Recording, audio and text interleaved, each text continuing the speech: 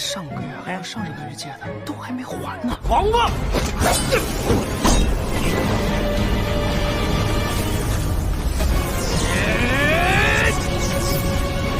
天战场，你小子，岳领发，你知道个？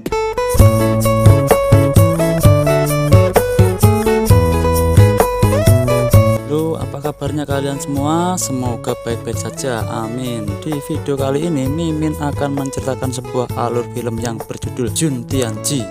Film ini menceritakan tentang seorang ahli pedang yang pergi untuk melawan Kaisar Iblis. Pendekar pedang tersebut bernama Lin Fei, di mana tujuannya untuk membalaskan dendam kematian seluruh teman-temannya yang telah dibunuh oleh sang Kaisar Iblis.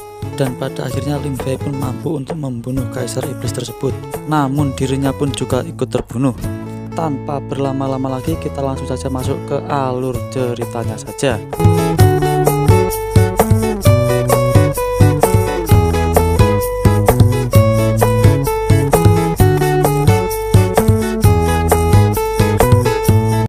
Di awal film kita diperlihatkan dua orang yang sedang bertarung.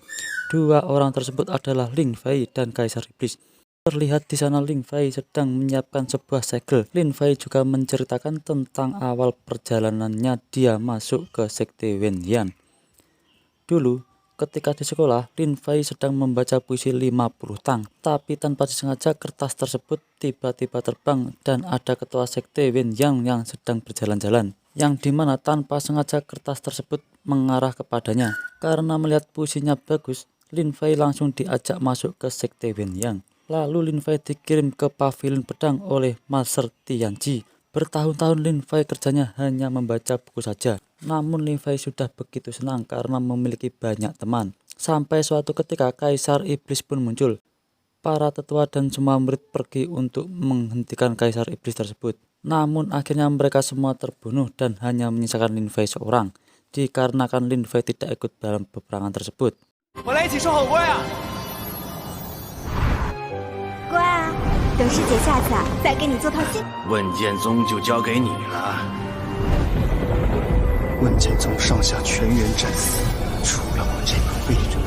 Sebelum kematiannya, Lin Fei menulis sebuah wasiat 7 gudang rahasia dan berharap kalau sekte Wen Yang akan terus ada. Lalu Lin Fei mengeluarkan teknik kuda surgawinya untuk membakar Kaisar Iblis. Dan rencananya pun berhasil, namun seketika tubuh Lin Fei berubah menjadi abu dikarenakan efek menggunakan teknik segel terlarang. 神魂为影，就算是魔神，借他们的怨念为心，天地为炉，来古于此的修士都是被你所杀。我死！一无所知，你非你对世界的真相。假的。 Kemudian Lin Fei terbangun di suatu tempat yang bernama Pavilion Koleksi Pedang dan menjadi murid Puncak Giok. Lalu Lin Fei melihat buku yang ada di tangannya yang ternyata itu kata-kata yang ditulis Lin Fei sebelum melawan Kaisar Iblis. Kemudian datang seorang pria yang bernama Song Tianxing dari Puncak Hukuman. Lin Fei kebingungan saat melihat wajahnya mirip dengan Kaisar Iblis, yang dimana sebelumnya Song Tianxing berhasil mengalahkan Lin Fei. Lalu menuduh Lin Fei yang datang ke pavilion untuk belajar ilmu pedang agar bisa mengalahkan dirinya. Tianxing mengatakan kalau ada murid yang membaca teknik 3 tebasan 5 kematian tanpa izin akan dikurung 10 tahun atau lebih parahnya lagi akan dikeluarkan dari sekte. Lin Fei masih tidak percaya dengan pria di depannya dan dirinya yakin kalau dia sudah berhasil membakar Kaisar Iblis menjadi abu. Lin Fei berpikir Kaisar Iblis terlahir kembali seperti dirinya. 不可能！我亲眼看着元皇会飞烟灭的，配合我宋天行争风头，难道他也重生了？你也配？下辈子吧！ Kemudian datang sisa jiwa yang langsung marah-marah terhadap Tianxing, tapi jiwa tersebut tidak bisa berbuat apa-apa. Tianxing mengatakan meskipun dirinya memohon agar tidak dilaporkan, usahanya akan sia-sia. Karena Tianxing akan tetap melaporkannya. Tianxing berpikir kalau kata-katanya tadi ada yang salah.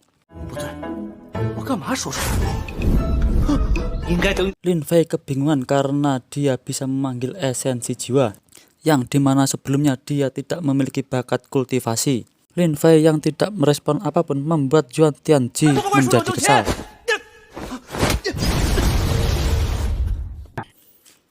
Jiwa itu langsung menghampiri Lin Fei lalu menyuruh Lin Fei agar mengajar Tianjing. Ketika Tianjing maju untuk menghajar Lin Fei menyuruhnya untuk berhenti melakukannya. Lin Fei mengatakan kalau dirinya tidak mencuri ilmu pedang. Tianjing membantah perkataan Lin Fei barusan karena Lin Fei memegang buku penebas dewa di tangannya. Lin Fei menjelaskan kalau ia menemukan buku itu saat ia berjalan dan menabrak sebuah rak buku lalu mengambilnya. 难道你平时走路就没碰到过东西？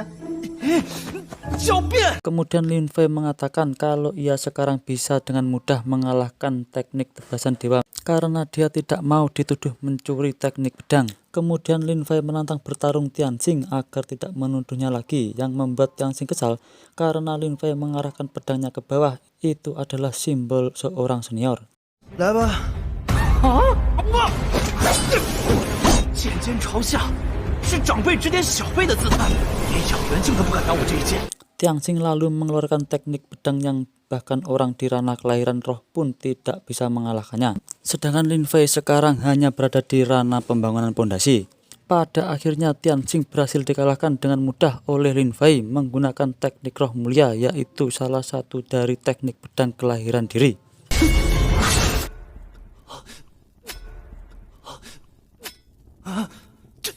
Setelah menang, lalu Lin Fei bergegas pergi dan membuat Tianjing sangat penasaran dengan teknik yang digunakan Lin Fei barusan. 怎么可能？你当我傻？好气长存是吧？ Malam harinya, Lin Fei berada di rumahnya yang ternyata roh jiwa tadi adalah pemilik tubuh Lin Fei sekarang. Kemudian roh itu menunjukkan ingatannya kepada Lin Fei yang dimana dulu selalu dikalahkan oleh Tianjing dan membuatnya berlatih setiap hari hingga akhirnya dia kelelahan dan meninggal. Akhirnya Lin Fei mengetahui kalau roh itu meninggal karena obsesi yang membuatnya kelelahan dan akhirnya meninggal. Sekarang Lin Fei menyadari kalau ia saat ini melakukan perjalanan waktu dan tiba di Sekte Wenyang ribuan tahun kemudian setelah peristiwa melawan Kaisar Iblis. Ia masih bingung tentang kejadian masa lalu tentang Sekte Wenyang yang seharusnya sudah dimusnahkan. Kemudian Lin Fei mencoba melihat ingatannya di masa sekarang. Lin Fei langsung kaget saat mengetahui di dalam dirinya ada sebuah teknik ribuan pedang, padahal masih berada di ranah pembangunan pondasi. Kemudian Lin Fei mencoba mengingat masa lalu saat ia bersama gurunya dulu. Waktu itu Lin Fei menunjukkan teknik ribuan pedang, tapi gurunya malah menjelaskan kalau butuh waktu 10 tahun untuk menguasai teknik ribuan pedang. Dan untuk menguasai 10.000 teknik pedang akan membutuhkan waktu yang sangat lama. Kemudian Lin Fei melihat benda misterius lalu secara perlahan jiwa roh tersebut menghilang.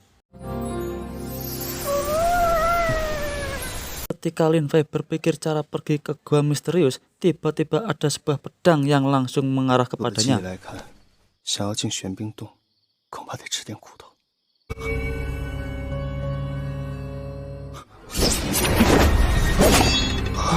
Lin Fei langsung bersembunyi setelah mendengar suara seseorang dari luar yang ternyata orang tersebut adalah Li Chun dan Coyang dari puncak pedang.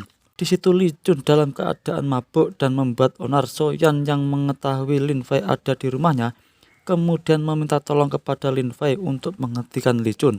Lin Fei menyuruh Soyan untuk mengusir Li Chun, tapi Li Chun tidak berani karena Li Chun murid master pedang nomor 1 di sekte yang statusnya sangat tinggi.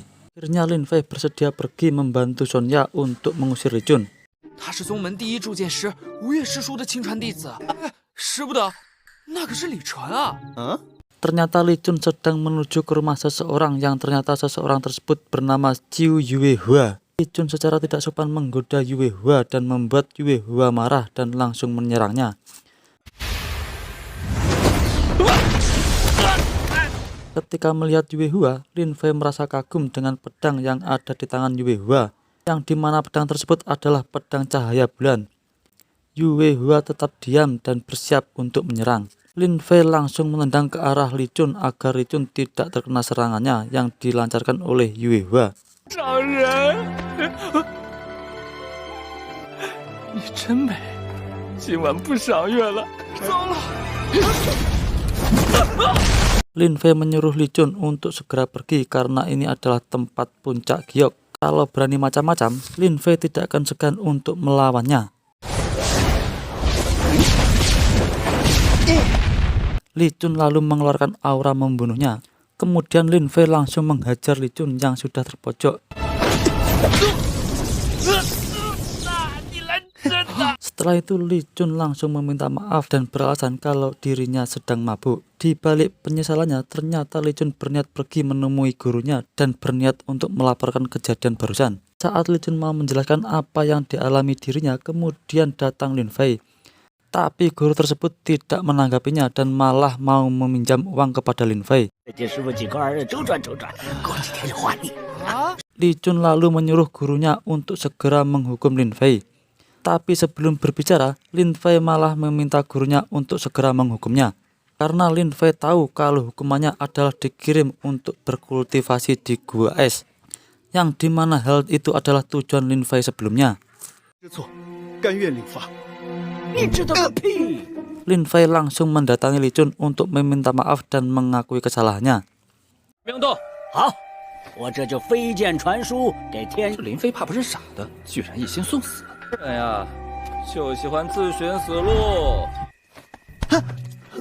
你小子！ Dan kabar di mana Lin Fei akan segera dihukum datang Tianxing yang berniat untuk mengantarkannya dan berpikir kalau Lin Fei sangat ketakutan. Ketika Lin Fei membuka pintu, Tianxing langsung kaget karena melihat Lin Fei tidak merasa takut sama sekali dan malah mengajaknya untuk segera pergi. 走啊！给我时间。赶紧走吧，不晚呀！来来来来。 Dan cerita pun bersambung.